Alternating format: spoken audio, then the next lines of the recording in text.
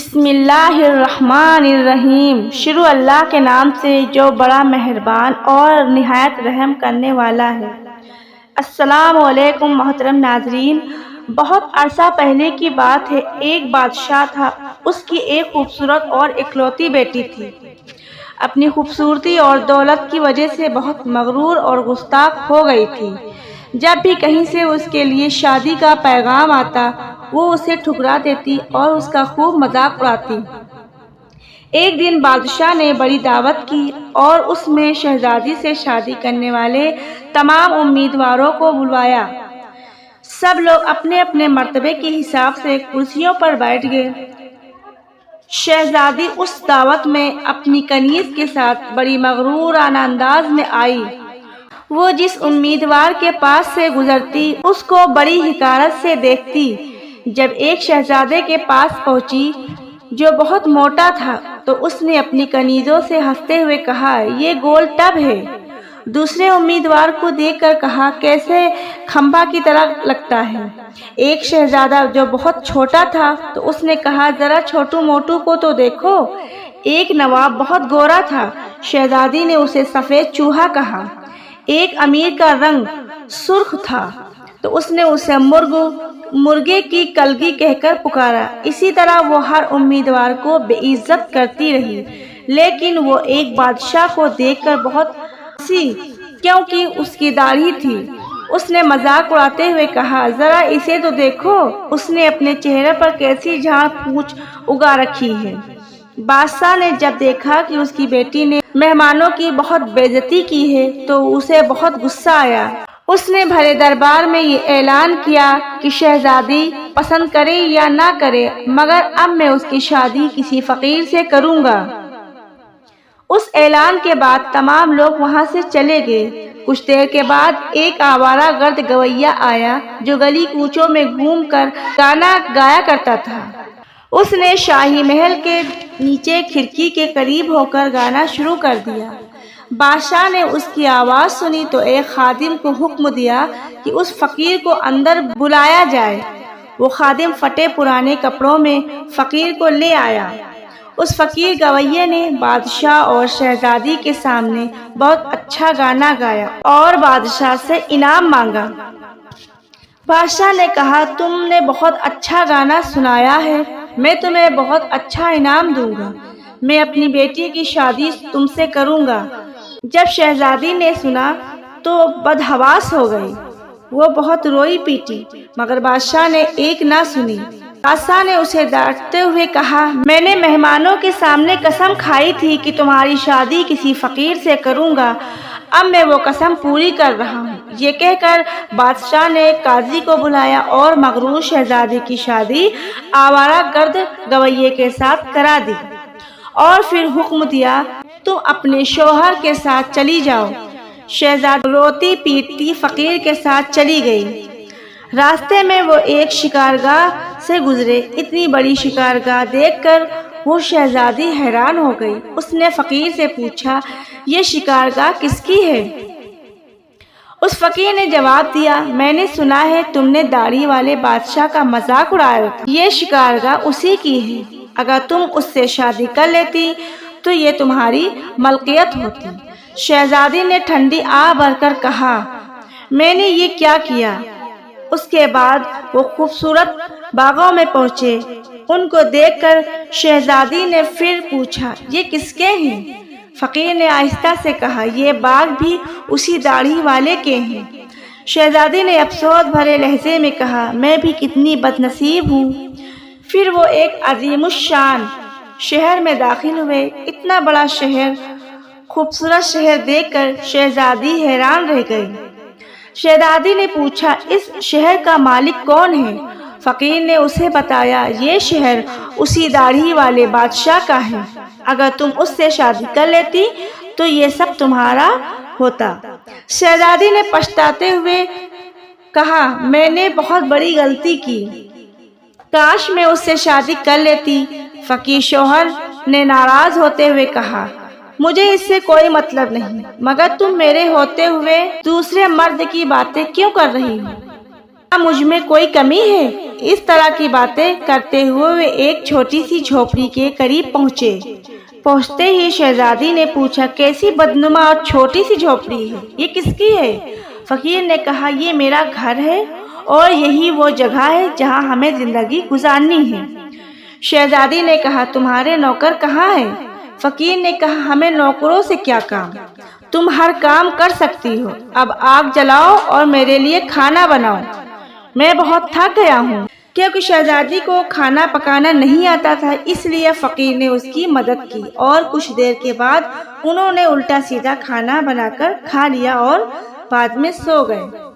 دوسری صبح فقیر نے شہزادی کو جگایا اور گھر صاف کرنے اور دوسرے کام کرنے کو کہا۔ شہزادی تمام دن کام کرتی رہی اور جلی کٹی باتیں بھی سنتی رہی، مگر صبر کے سوا کوئی چارہ نہ تھا۔ اسی طرح انہوں نے کئی دن گزار دیے۔ پھر ایک وقت ایسا آیا کہ ان کے پاس کھانے کے لیے کچھ نہ رہا۔ ایک دن فقیر نے کہا کہ میں نے جو کچھ کمایا تھا ختم ہو گیا، اب تمہارے کمانے کی باری آ گئی ہے، میں تمہیں بیت لا کر دیتا ہوں، تم اس سے ٹوکریاں بننا۔ یہ کہہ کر وہ جنگل کی طرف چلا گیا اور بیت کاٹ کر لے آیا۔ شہزادی نے ٹوکریاں بننا شروع کر دی۔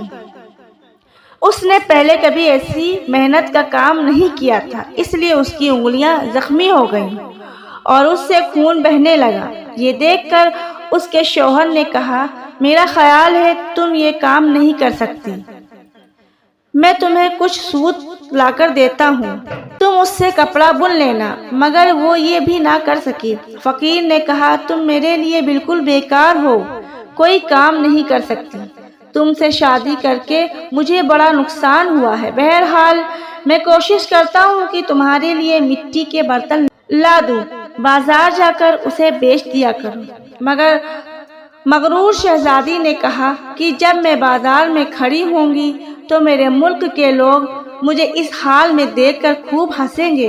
فقیر نے کہا، یہ میرا مسئلہ نہیں ہے، اگر تم بھوک سے مرنا چاہتی ہو تو تمہیں یہ کام کرنا ہی پڑے گا۔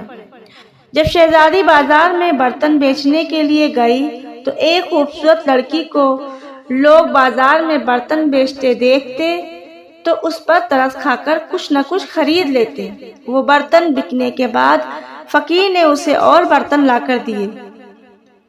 اسی دوران ایک بدمزاج سپاہی وہاں سے گزرا، اس نے بازار کے بیچ میں برتن رکھے ہوئے دیکھ کر انہیں لات مار کر توڑ دیا اور کہا، آئندہ اس طرح راستے میں مت رکنا۔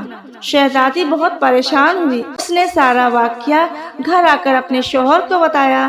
شوہر نے کہا، تم انتہائی بے وقوف ہو، تم سے کس نے کہا تھا بیچ بازار میں برتن لے کر بیٹھ جاؤ، آخر وہاں سے لوگوں کو گزرنے میں دشواری ہوتی ہے، میرا خیال ہے یہ بھی تمہارے بس کا کام نہیں۔ خیر، میں شاہی محل جاؤں گا، ہو سکتا تمہارے لیے وہاں کام نکل آئے۔ یہ کہہ کر وہ شاہی محل روانہ ہو گیا۔ شام کو فقیر نے گھر واپس آ کر کہا، شاہی محل میں تمہارے لیے مددگار باورچی کی جگہ مل گئی ہے، اب کم سے کم ہمیں کھانے کو ہی مل جائے گا۔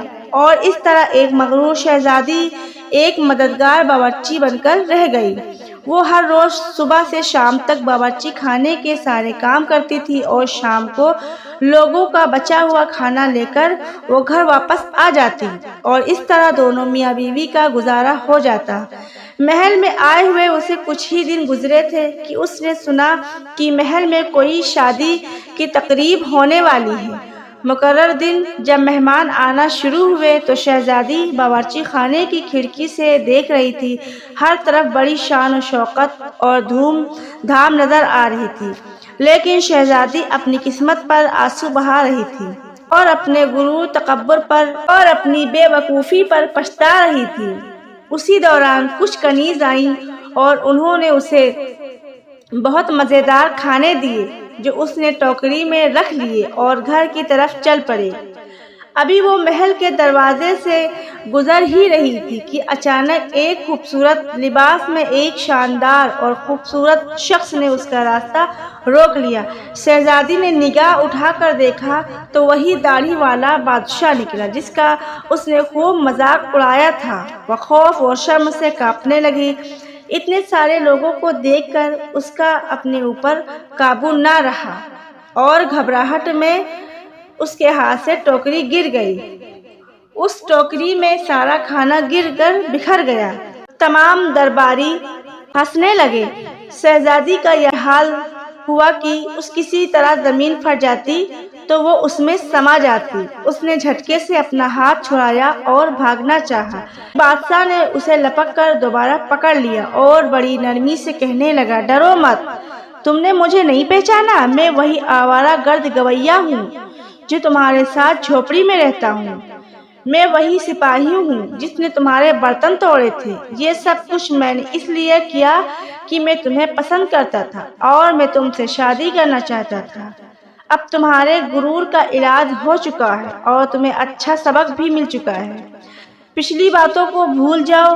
دیکھو آج ہماری شادی کی تیاریاں ہو رہی ہیں۔ اسی وقت کنیز آئی اور اسے اپنے ساتھ لے گئی اور شہزادی کو دلہن کا لباس پہنایا۔ وہ دوبارہ ہال میں آئی تو دیکھا کہ اس کے والدین اور اس کے تمام درباری بھی وہاں موجود ہیں۔ سب لوگوں نے اسے مبارکباد دی۔ اب شہزادی بالکل بدل چکی تھی۔ اس کا غرور، اس کی عقل اور دوسروں سے نفرت ختم ہو چکی تھی۔ اس نے زندہ رہنے کا ڈھنگ سیکھ لیا تھا۔ تو دیکھا میری پیاری بہنوں، اللہ کسی کا گھمنڈ نہیں رکھتا، وہ سب کا گھمنڈ توڑ دیتا ہے۔ اگر میری ویڈیو پسند آئی ہو تو پلیز اسے لائک کریں، شیئر کریں اور سبسکرائب کریں۔ جزاک اللہ۔